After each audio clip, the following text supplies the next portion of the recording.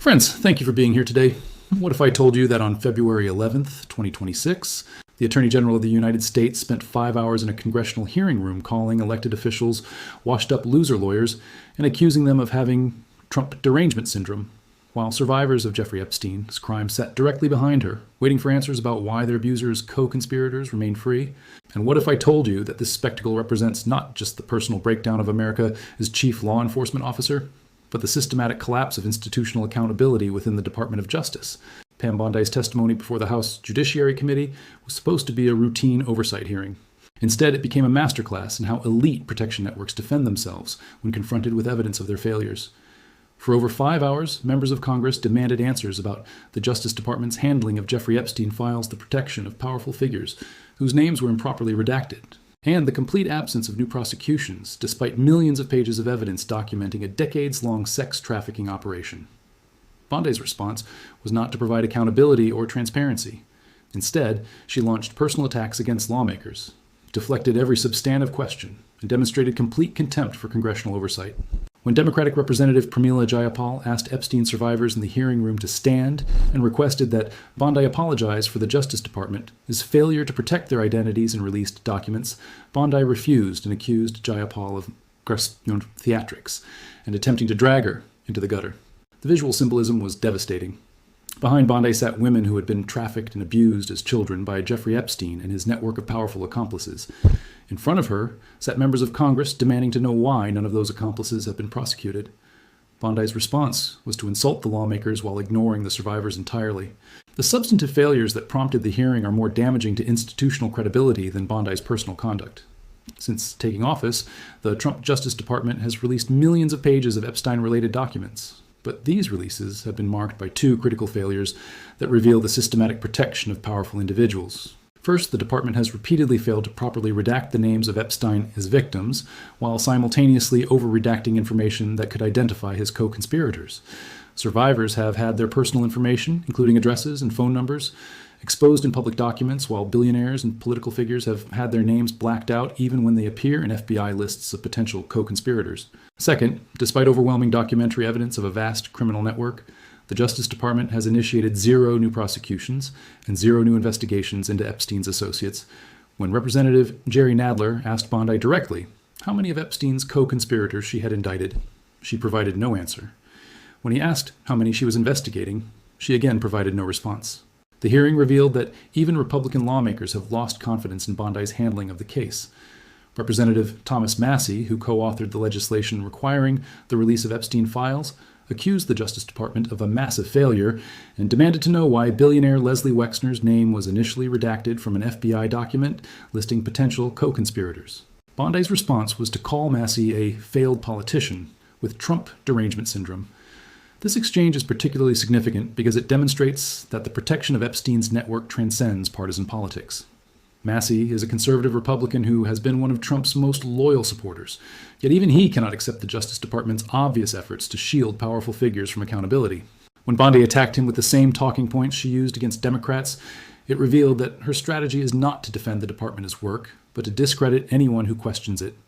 The institutional implications of this hearing extend far beyond the Epstein case. What we witnessed was the complete breakdown of the relationship between the Justice Department and congressional oversight. In previous administrations, even during periods of intense political conflict, attorneys general maintained basic respect for their constitutional obligation to answer lawmakers' questions. Bondi instead treated the hearing as an opportunity to campaign for her boss while attacking his critics. The most troubling aspect of Bondi's performance was her apparent belief that loyalty to Donald Trump supersedes her responsibilities as Attorney General. Throughout the hearing, she repeatedly praised Trump as the greatest president in American history, and suggested that questioning the Justice Department's performance was equivalent to attacking the president personally.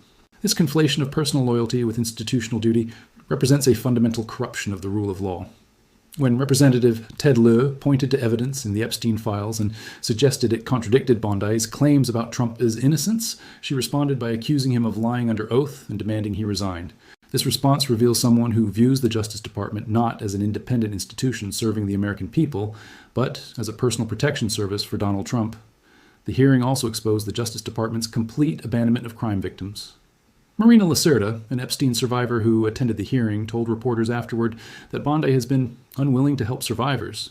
and accused the department of trying to intimidate us into silence. When survivors raised their hands to indicate they had not been allowed to meet with Justice Department officials under BONDI's leadership, she refused to acknowledge their presence. This treatment of crime victims by America's chief law enforcement officer represents a moral failure that undermines the department's basic legitimacy. The Justice Department exists to protect victims and prosecute criminals. When the Attorney General refuses to meet with victims while protecting their abusers' accomplices, the institution has lost its fundamental purpose. The international implications are equally serious. Foreign law enforcement agencies that cooperate with the United States in criminal investigations are watching an American Attorney General demonstrate complete contempt for accountability and transparency. When allied nations see the Justice Department protecting wealthy criminals while attacking lawmakers who demand justice, it becomes impossible to maintain the international partnerships that are essential for combating transnational crime. The broader pattern revealed by BONDI's performance connects to systematic failures across federal law enforcement agencies. Just as Immigration and Customs Enforcement operates without accountability after killing American citizens, the Justice Department operates without accountability while protecting Jeffrey Epstein's network. The common thread is the Trump administration's belief that federal agencies should serve political interests rather than constitutional principles. Conservative voices have recognized the damage BONDI's performance caused. Podcaster Eric Erickson said she should be fired or resign after she responded to child sex trafficking questions by touting Trump as economic numbers. Even Trump supporters like Joe Rogan have criticized the administration's Epstein handling, calling it terrible for Trump. These criticisms from Trump's supporters reveal how completely BONDI failed to defend Justice Department credibility. When conservative media personalities who helped Trump win are calling for the Attorney General's resignation, the political strategy of attacking critics while ignoring substance has backfired spectacularly. The hearing revealed operational failures demonstrating institutional incompetence beyond political considerations. BONDI admitted she only learned about Ghislaine Maxwell's transfer from low security, Florida prison to minimum security, Texas prison camp after it occurred. This suggests either the Attorney General is not informed about decisions involving the most high-profile federal prisoner, or she is lying to avoid responsibility. The systematic nature of these failures indicates they are not accidental mistakes, but deliberate policy choices. The Justice Department has the resources and authority to properly redact documents, investigate crimes, and prosecute criminals. When it consistently fails to protect victims while shielding perpetrators, this represents intentional institutional corruption rather than operational incompetence. The hearing revealed specific examples of systematic protection. When lawmakers asked about Leslie Wexner's redacted name from FBI co-conspirator lists, BONDI claimed the department corrected this within 40 minutes of notification. Representative Massey responded, "This only occurred because of him catching you red-handed." This demonstrates proper disclosure only happens when congressional oversight forces it, not as standard practice. The broader implications for federal law enforcement credibility are profound. If the Justice Department cannot be trusted to properly investigate the most documented criminal network in recent American history, how can it be trusted to handle any investigation? When the Attorney General demonstrates contempt for congressional oversight while protecting wealthy criminals, every prosecution conducted under her authority becomes suspect.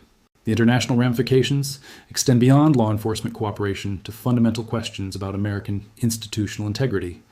Foreign governments observing an Attorney General who treats crime victims with contempt while shielding their abusers undermines American credibility in international efforts to combat human trafficking and political corruption.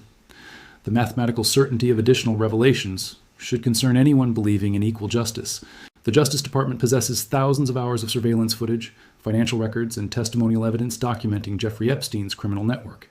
Every day, without new prosecutions, allows co-conspirators to destroy evidence, intimidate witnesses, and escape accountability.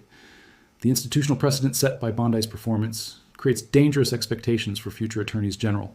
If insulting lawmakers becomes acceptable behavior for America's chief law enforcement officer, then constitutional executive accountability has been permanently damaged. The hearing exposed complete breakdown of professional standards within Justice Department leadership. BONDI's decision to call Representative Jamie Raskin a washed-up loser lawyer represents unprofessional conduct that would result in disciplinary action for any other federal employee. The transformation of the Justice Department from independent law enforcement into partisan political operation has profound implications for democratic governance. When the Attorney General demonstrates primary loyalty to Donald Trump rather than constitutional principles, this credibility is destroyed. The congressional response to BONDI's performance indicates legislative oversight of the Justice Department has effectively collapsed. When the Attorney General can spend 5 hours insulting lawmakers while refusing to answer substantive questions, constitutional balance between executive and legislative power has been eliminated. Congress has authority to compel testimony, hold officials in contempt, and defund agencies that refuse oversight compliance.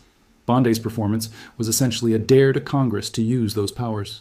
The ultimate test of American democratic institutions will be whether Congress responds to this challenge or accepts that executive agencies can operate beyond legislative accountability. If Bondi can insult Congress while protecting child traffickers without consequences, then separation of powers defining American constitutional government has been eliminated. Friends, what we witnessed was not just personal failure of one official, but systematic breakdown of institutional accountability defining American law enforcement for generations. When the Attorney General treats crime victims with contempt while protecting their abusers, when she attacks lawmakers demanding justice while praising politicians enabling corruption, she demonstrates the Justice Department has abandoned its constitutional mission.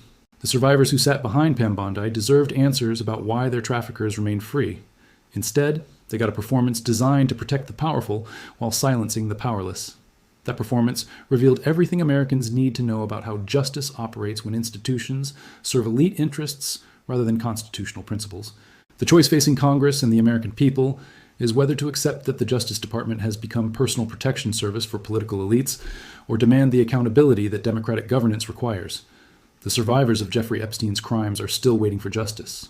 Their wait will continue until American institutions serve the people rather than the powerful.